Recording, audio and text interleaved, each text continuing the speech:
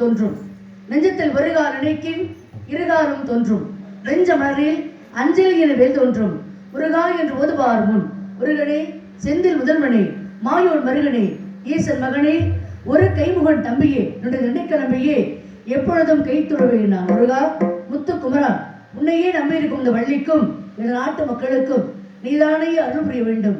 வேலை வணங்குவதுதான் எமக்கு வேலை. இந்த செவ்வேளை எவ்வேளையும் வணங்க வேண்டும். எந்த வேலையும் அந்த கந்த வேலையே நினைக்க வேண்டும். நம்ம வந்த வேலை சரியா நடக்கணும்னா கந்த வேலை தான் வணங்கணும். ஏன் விநாயகரை வணங்கினா நடக்காதா? ஏன் எந்த தெய்வத்தை வணங்கினாலும் கந்த வேலை மறந்துடக்கூடாது. நம்மெல்லாம் பிறந்திருக்கிறது கலியுகத்துல. இந்த கலியுகத்துக்கு தலைவர் யார் தெரியுமா? கலியுக வரதன் கந்த பெருமான். அப்ப தலைவரை பார்த்துட்டோம்னா காரியம் சுலபமா நடக்கும்.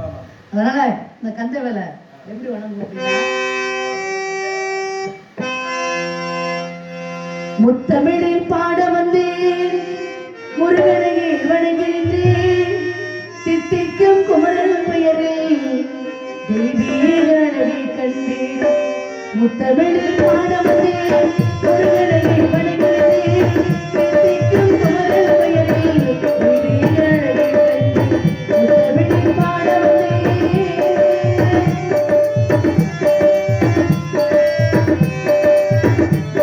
முத்தமிழில் பாட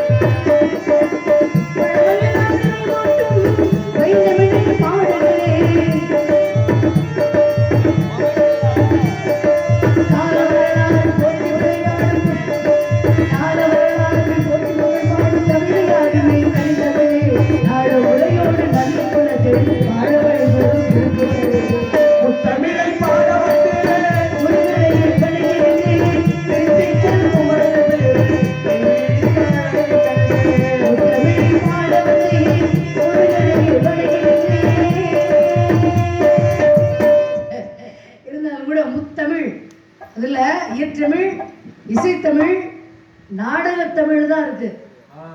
கரகாட்ட தமிழோ இல்லை கச்சேரி தமிழோ இல்லை. முத்தமிழில் ஒன்று நாடகத்தமிழ் தான்.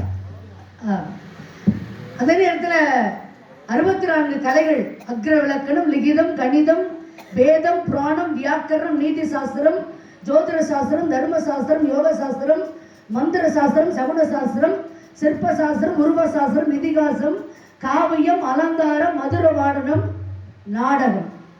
64 கலைகளில் 20வது கலை இந்த நாடக கலை தான். கரகாட்ட கலையோ கச்சேரி கலையோ இல்லை. அதற்காக அந்த கலையை நான் குறை சொல்லலை, அதுவும் ஒரு திறமை தான். எதை பார்த்து ரசித்தாலோ எந்த, அதாவது பாரதியார் 17 மொழிகளை கற்றாராம். கற்ற பிறகு சொல்றாரு, யாம் அறிந்த மொழிகளிலே தமிழ் மொழி போல் இனிதாவது எங்குமே இல்லை, நன்றி அப்படின்னு. அதனால நம்ம எல்லா மொழிகளையும் தெரிஞ்சுக்கலாம், ஒன்றும் தப்பு இல்லை. ஆனால் நம்ம தாய் மொழியான தமிழ் மொழியை மறந்துடக்கூடாது. எந்த கலையை வேணாலும் நீங்கள் ரசிக்கலாம், ஆனால் இந்த நாடக கலையை மறந்து விடக்கூடாது என்பது என்னுடைய அன்பான வேண்டுகோள் கூற்று.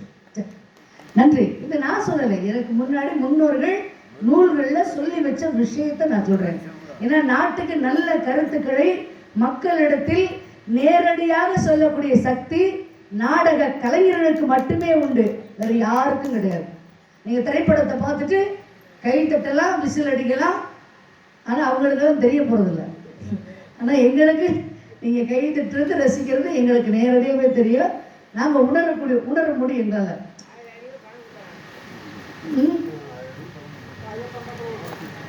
என்ன ஜலக்கும் தெரியும் ஏப்பா. சரி, எந்த பாட்டு வேணாலும் பாட சொல்லுங்க, அந்த பாட்டை மட்டும் நான் பாட சொன்னாலும் பாட மாட்டேன். அது பாடக்கூடாது, அது முதல்ல தெரிஞ்சுக்கிடணும் நம்ம. அதுதான் ஏன் அப்படின்னா, முருகனுடைய பக்தினா முருகனுக்கு மாலை போட்டு போகிறோம். யார் போவாங்க? பெண்கள் போவாங்க, ஆண்கள் எல்லாரும், குழந்தைங்கலேருந்து எல்லாரும் போவாங்க. ஆனால் சபரிமலைக்கு யாரும் பெண்கள் மாலை போட்டு போவாங்களா? போவாங்க. சின்ன குழந்தையா இருந்தால் போவாங்க, இல்லைன்னா கொஞ்சம் நல்ல வயதான பிறகு மாலை போட்டு போவாங்க. என்னுடைய வயதில் மாலை போட்டு போக மாட்டாங்க. இப்போ பஜனை வைப்பாங்க முருகனுக்கு, முருகனுடைய பக்தர்கள் எல்லாம்.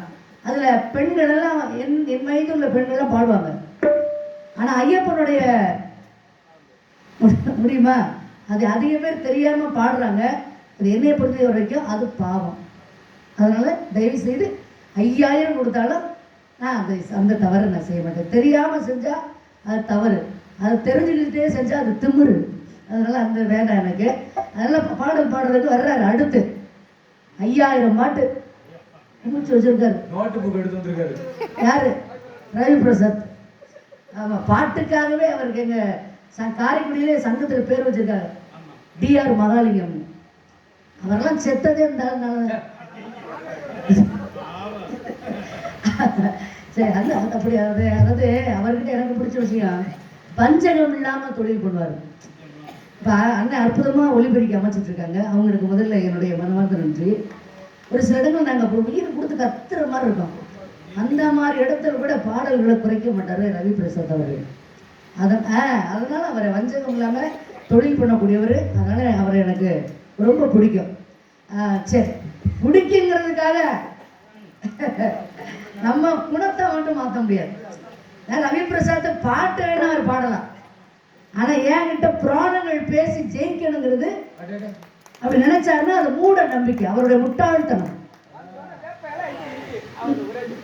வேப்பையில எங்க இனிக்குது?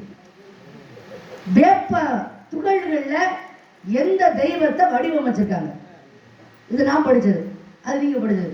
இந்த 2 கேள்விக்கு பதில் சொல்லல ரவி பிரசாத் அவர்கள. இன்னைக்கு உங்க சம்பளம் எனக்கு தான். நீங்க சுதிய பிடிங்க தம்பி. யார முதல்ல வணங்கினா தாய் தந்தையரை வணங்கணும். தாயிர் சிறந்த கோவிலும் இல்லை, தந்தை சொல்மிக்க மந்திரம் இல்லை, ஆயிரம் உருவே பெருமைகள் இல்லை, ஆயிரம் உருவே பெருமைகள் இல்லை, அன்னை தந்தையில் அன்னை இல்லை. தாயிர் சிறந்த கோவிலும் இல்லை, தந்தை சொல்மிக்க மந்திரம் இல்லை.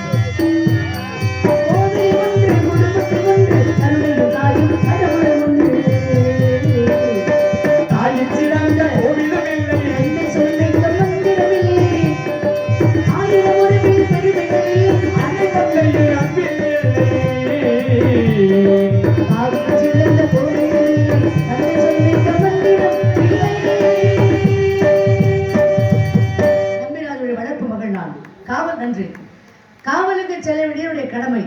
இதை கடமைக்கு போறோம் அப்படின்னு இல்லாம கடமை உணர்ச்சியோட காவலுக்கு பார்க்கணும். இந்த காவலோட சேர்த்து இந்த காதல் பண்ணா எப்படி இருக்கும் அப்படின்னு நான் நினைக்கிறேன். காதல் இல்லாத வாழ்க்கை ஒரு வாழ்க்கையா? எல்லாத்துலேயுமே காதல் இருக்கு. ஒவ்வொருத்தருக்கும் ஒவ்வொன்று மேல காதல். ஆம்பளைகளுக்கெல்லாம் பணத்து மேல காதல், நிறைய சம்பாதிக்கணும். பெண்களுக்கு ஆடை ஆபரணங்கள் மேல காதல். குழந்தைகளுக்கெல்லாம் எது கண்ணில் பார்க்குறோம் அது உடனே நமக்கு வேணும். அது அது அவங்களுடைய அது மேலே காதல். இந்த இவருக்கெல்லாம் பெட்டி வாசிக்கிட்டே இருக்கணும், அது அவர் காதல். அதனால காதல் இல்லாம இல்லைன்னா இந்த உலகத்துல எந்த வேலையுமே நடக்காது. அது மேல காதல் கொள்ளணும். காதல் இருந்தாலும் அந்த அது சிறப்பா இருக்கும். அந்த எந்த தொழிலுமே சிறப்பா இருக்கும். அது மேல நம்ம காதல். இப்ப நான் யாரை காதலிக்கிறேன் அப்படின்னா முருகனை. அவருக்கு எத்தனை பெருமைகள் இருக்கு. கந்தன், கடம்பன், கார்த்திகேயன், கதிர்வேலன், சண்முகன், ஷடாச்சரன், ஆறுமுகன், சரவணபவன், சுப்பிரமணியன், செந்தில் குமரன், வடிவேலன், குழகன், குகன், முக்கடகதாரி, மங்கை ஏறு. எனக்கு தெரிஞ்ச அந்த அழகு இத்தனை பேரு. எனக்கு தெரியாம இன்னும் எத்தனை பேரோ நீங்க நினைக்கிற மாதிரி அப்ப தப்பான ஆள் கிடையாது. எத்தனை பெயர்களோ அவருக்கு அவ்வளவு பெயர்கள் இருக்கு. எப்பவுமே ஒரு நண்பர்கிட்ட பாராட்டு சுலபமா வாங்கிடலாம். ஆனால் ஒரு எதிரிகிட்ட பாராட்டு வாங்க முடியுமா? எதிரிகிட்ட பாராட்டு வாங்கணும். அதுதான் உண்மையான சிறப்பு, உண்மையான பெருமை. ஏன்னா எதிரிகிட்ட பாராட்டு வாங்கினவர் யார் தெரியுமா? அவர் தான் முருகப்பெருமான். வேலை ஏவுகிறார் சூரபதுமன் மீது. மார்புல வேல் பாஞ்சிட்டு மலை போல சாகிறானா சூரபதுமன். அப்படியே கற்பனை பண்ணி பாருங்களேன். அப்படியே கீழே சாயிறான். கீழே சாய்ந்த உடனே விழுந்துறான். எங்க விழுகிறான்னா முருகனுடைய திருவடியில விழுகிறான். விழுந்து எப்படி நிமிர்ந்து பார்க்கிறானா 1000 கோடி மன்மதர்களாக தெரிகிறானா முருகன். அவரை பார்த்து பேரு சொன்னானா. முருகனுக்கு எத்தனை பேர் இருக்கு. ஆனா சூரபதுமன் வச்ச பேர் என்ன தெரியுமா முருகனுக்கு? குழகா, குழகன். குழகா அப்படின்னா அப்படி என்ன அர்த்தம் தெரியுமா? பேரழகா. அழகு வர்ணிக்க முடியலையா எவ்வளவு அழகா அப்படின்னு ஒரு எதிரியிடம் பாராட்டு பெயர் வாங்கியவர் யார் என்றால் முருகப்பெருமான் ஒருத்தர் மட்டும்தான். அதே நேரத்துல தண்டனை கொடுக்க தெரியாத ஒரு தெய்வம் இருக்கிறது என்றால் அது முருகப்பெருமான் ஒருத்தர் மட்டும்தான். சூரபதுமனை இன்னும் கொல்லல. அவர் உயிரோட தான் வச்சிருக்காரு. சேவலை கொடியாகவும் மயிலாகவும் இன்னும் உயிரோட வச்சிருக்காரு. எதிரியா இருந்தாலும் அவனும் ஒரு உயிர் தானே என்று. அதனால அதை முருகப்பெருமான் மீது பக்தி கொண்ட வள்ளல் பெருமான் வள்ளலார் சொல்லாரு, எத்துணையும் பேதமுறா எவ்வுயிரும் தம்முயிர் போல் அப்படிங்கிறார். எந்த உயிராக இருந்தாலும் உன் உயிர் மாதிரி நினைச்சு பாரு. கொஞ்சம் ஒரு மனசை காயப்படுத்தும் பொழுது கூட நினைச்சு பாரு. அந்த காயம் அவங்க மனசை அப்படி காயப்படுத்திருக்க. அதே வார்த்தை நம்மளை திருப்பி கேட்ட நம்ம மனசு எவ்வளவு காயப்படும் அப்படின்னு உணர்ந்து கொள். எவ்வுயிரும் தம்முயிர் போல் எண்ணி உள்ளே ஒத்துரிமை உடையவரை உபக்கின்றார் யாவரவர். ஆடா அதெல்லாம் படிச்சோம்னா நமக்கெல்லாம் மெய் சிலிருக்கும். அடுத்த ஜென்மம்னு ஒன்று இருந்தா மறு பிறகு எனக்கு வேண்டாம். மறு பிறப்புன்னு ஒன்று இருந்தா நான் ஒரு ஆம்பளை பிறக்கணும். ஒவ்வொருத்தருக்கும் ஒரு ஆசை இருக்கும்ல. எனக்கு அப்படித்தான் ஒரு ஆசை இருக்கு. ஏன் தெரியுமா? அவன் விநாயகர் இருக்காருல்ல. என்ன விநாயகர்? சங்கடி விநாயகர். அதாவது ஒருத்தர் சொல்ல சங்கடி விநாயகர். சரியா சொல்லணும். சங்கடி விநாயகர் எதனா இவரை பார்த்த பிறகுதான் எனக்கு ஆம்பளையா பிறக்கணும்னு ஆசை வந்தது. ஏன் தெரியுமா? ஆம்பளைகிட்ட எனக்கு பிடிச்சது என்ன தெரியுமா? இந்த மீசை தான். ஆம்பளைகளுக்கு அழகே அதுதான். அந்த மீசை வந்து இப்படி சமமா இருக்கணும். சமமா இருந்தால் தான் அது அழகு. ஒரு பக்கம் மீசை இப்படி ஏறிக்கிட்டு ஒரு பக்கம் இறங்கிட்டு இருந்தா அழகா இருக்குமா? இருக்காதுல்ல. இந்த ஆம்பளைலாம் வந்து ஒன்று வச்சுக்கிட்டு இந்த இப்படி கிருதா அது ஒரு அழகு. அது அதான் என் பேரு. அது ஒரு ரெண்டுமே சமமா இருக்கணும். ஒரு பக்கம் ஏறிக்கிட்டு ஒரு பக்கம் இறங்கிட்டு இருந்தா அழகா இருக்குமா? இருக்காதுல்ல. ஆனால் மீசை சமமா இருந்தா தான் அழகு. கிருதா சரியா இருந்தா தான். கொஞ்சம் நாடகத்துக்கு எடுக்காம அமைதியா இருக்கீங்களா? நான் பேசுறத நீங்க கேட்கணும். நீங்க பேசுறத கேட்கணும். வரல கொஞ்சம் அமைதியா இருக்கு. நான் கோவமே பட மாட்டேன். ஆனா நீங்க நான் ஒரு விஷயம் சொல்லிக்கிட்டு அது என்னன்றதை நீங்க கவனிக்காம நீங்க பாட்டில் பேசிக்கிட்டு அது கதையை திசை திருப்பக்கூடாது. சரியா? அப்ப இப்படிதான் பேசாம அறப்போதையில் இருந்தா தான் பிரச்சனை. ஐயோ கடவுள். சரி, நம்ம எவ்வளவோ சந்திச்சுட்டோம். இப்ப மீசையா சமமா இருக்கணும். கிருதா சமமா இருந்தது அழகு. அது மாதிரி விநாயகர் இருக்காரு. விநாயகருக்கு யானை முகம் தானே. தந்தை 2 சமமா இருந்தா தானே அழகு. ஆனா விநாயகருக்கு 2 தந்தமும் சமமாவா இருக்கு. ஆனா அவர் மட்டும் எப்படி அழகா தெரிகிறாரு? யோசிக்கணும். இல்ல அப்படி இல்லை. ஏன், எதற்கு, எப்படி என்று யோசிக்கணும். கேள்வி எழுதணும். ஏன் எப்படி அவர் மட்டும் அழகா இருக்காருன்னா இன்னைக்கு மகாபாரதம் என்று சொல்லக்கூடிய புனிதமான நூல் நமக்கு கிடைச்சிருக்க, அது யாருனால தெரியுதுன்னா விநாயகர்னால. ஏன்னா வேத வியாசர் சொல்ல விநாயகர் எழுதினாரு மகாபாரதங்கிறது. இந்த பகுதியில் உள்ள மக்கள்லாம் புராணம் நிறைய தெரிஞ்சவங்கன்ற விஷயம் எனக்கு தெரியும். அப்போ விநாயகர் எழுதுதாரா, எழுதிக்கிட்டே இருக்கும் பொழுது எழுத்தாணி ஒடிஞ்சிருச்சு. ஒடிஞ்ச உடனே என்ன பண்ணாரு, பட்டக்கரை தன்னோட தந்தத்தை ஒடிச்சு எழுதினாரு. அப்ப இதுல இருந்து விநாயகர் நமக்கு என்ன விஷயம் சொல்றாரு தெரியுமா? இந்த உலகத்துல ஆம்பளையாக பிறக்கிறது அரிய பிறவி. அதுல மீசையை சமமா வச்சுக்கிறது பெரிய விஷயம் இல்லை, கிருதாவை சமமா வச்சுக்கிறது பெரிய விஷயம் இல்லை. ஒரு பக்கம் ஒடிஞ்சாலும் பரவாயில்ல, அடுத்தவர்களுக்கு நம்மளுடைய வாழ்க்கையில பிரயோஜனமான உபயோகமான வாழ்க்கையாக அமைய வேண்டும், அமைத்துக் கொள்ள வேண்டும் என்பது ஆண்களுடைய குணம் என்பதை உணர்த்துகிறார் விநாயக பெருமான். அதனாலதான் விநாயகரை பார்த்தோன்னே எனக்கு அப்படி ஒரு ஆசை வருது. ஒரு பக்கம் ஏறினாலும் பரவாயில்ல. அதனால முருகனை விநாயகர் ரொம்ப பிடிக்கும் எனக்கு. அதை விட முருகனை நான் எப்படி விரும்புறேன் இப்பதான்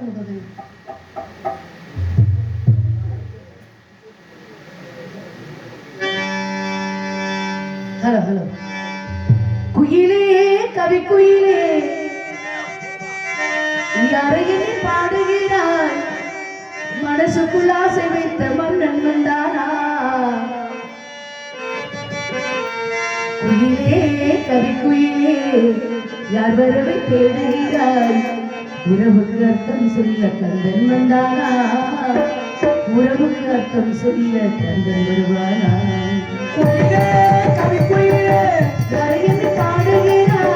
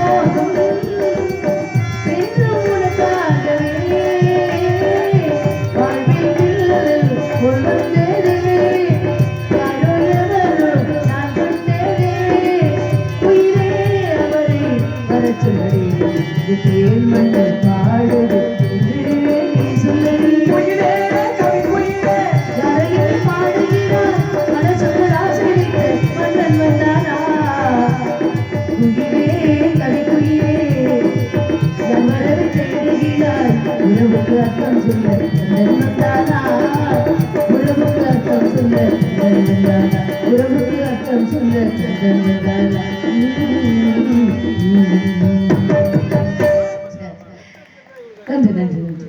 இருந்தாலும் கூட பாடல்லாம் ஒரு பக்கம் ஞாபகத்தில் இருக்கு, ஒரு பக்கம் இந்த டீ எல்லாம் ஆறிக்கிட்டு இருக்கே அப்படின்னு ஒரு ஞாபகம் இருக்கு. வேக வேகம் அந்த பாட்டை பாடணும். பாவம், ஏன்னா எங்களை விட அதிகமான உழைப்பு பக்கம் நடந்துக்கிட்டேன். ஆனால் அவளுக்கு தான் சம்பளம் குறைவு. ராஜபற்று வர்றாரு 4 மணிக்கு, அவருக்கு 6000 ரூபா சம்பளமா 5000 ரூபா சம்பளமா. அப்படின்னா என்ன அர்த்தம்? ஏன் அவருக்கு அவர் வந்தா தான் காசு வாங்க முடியும். தொத்த மாடு வந்தாதான் தொழு திறக்க முடியும். இப்படியெல்லாம் நான் ஏன் நம்ம பேசுறேன்? அப்ப அப்போதான் எனக்கு இந்த பொம்பளை சண்டை பிடிக்காது.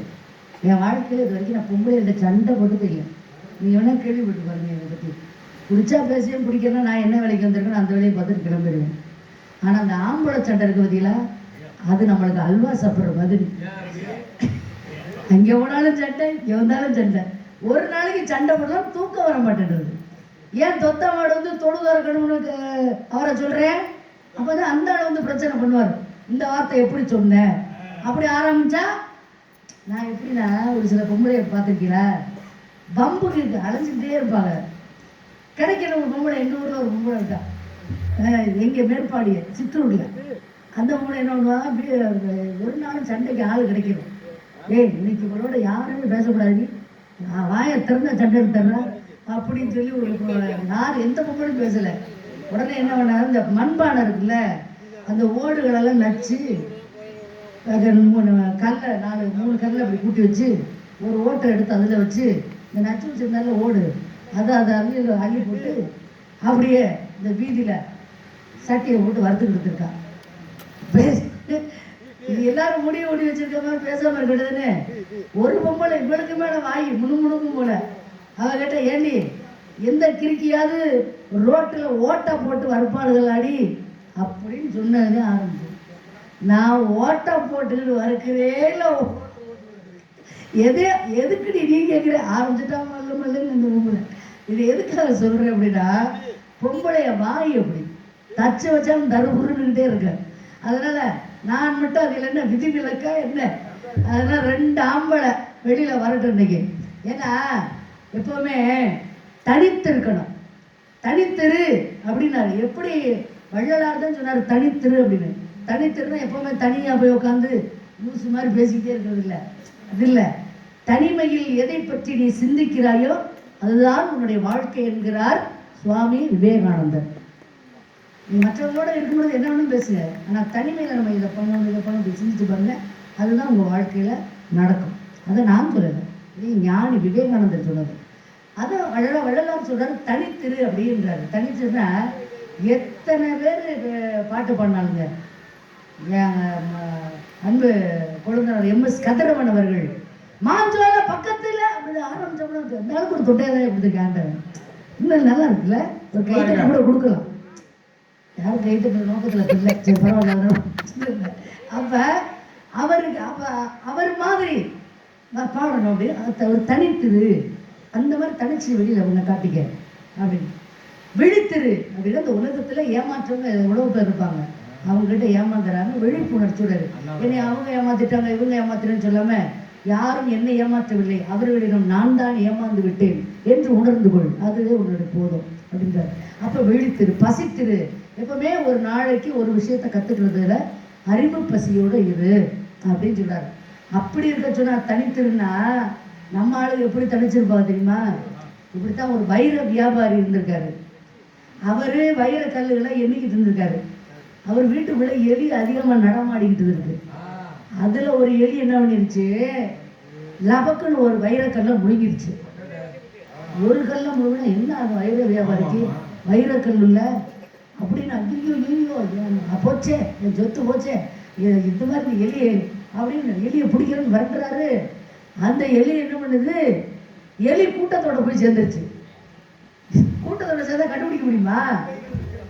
ஆனா எலி பிடிக்கிறதுக்குன்னு ஒரு சில ஆட்கள் இருப்பாங்கல்ல, அவங்கள போய் சொல்லி, ஐயா நீ எவ்வளவு வேணாலும் பணம் வாங்கிக்க, கோடி ரூபா அவர் அந்த கல் அத்தை தண்டி நீ அதை எப்படியாவது அந்த எலியோட வயிற்றுல வந்து எடுத்து கொடுத்துரு, உனக்கு பணம் எவ்வளவு இன்னைக்கு எவ்வளவு கேட்கறிய தர்றேன் அப்படின்னு சொல்லிட்டாரு.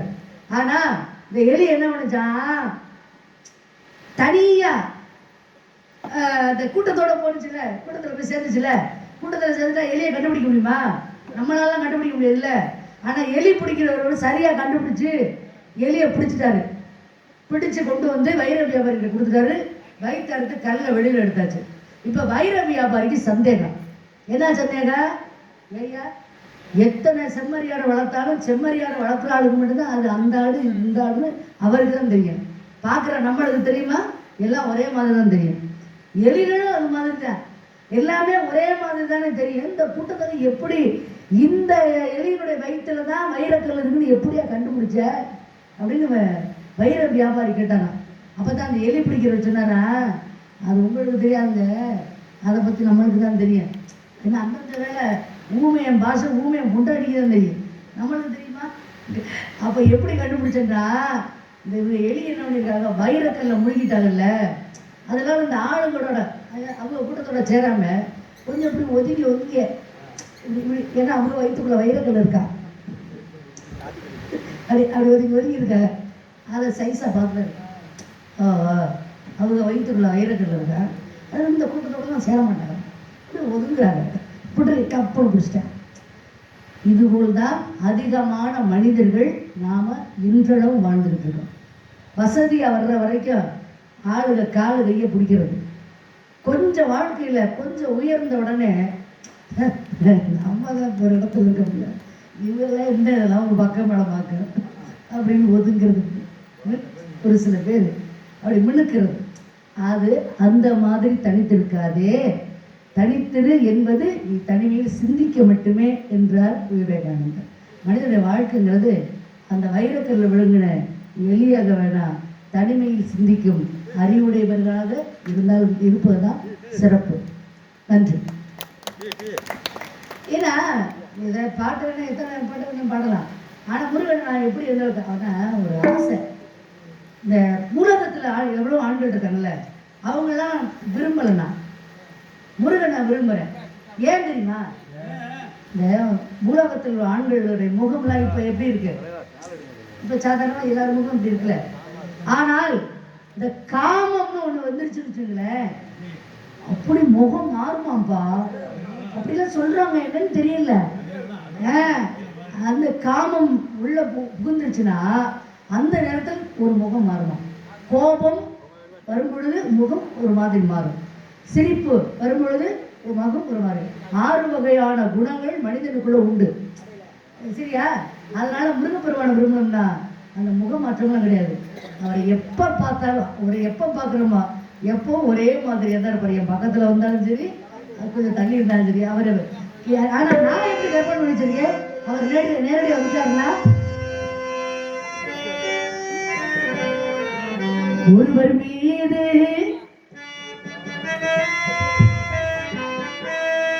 ஒருவர் சாய்ந்து ஓடும் போலே ஆடலாம் பாடலாம், ஒருவர் சாய்ந்து ஓடும் போலே ஆடலாம் பாடலாம், ஒருவர் சொல்ல ஒருவர் கேட்டு, ஒருவர் சொல்ல ஒருவர் கேட்டு பாடலோடு பாடலாம் பாடலாம்.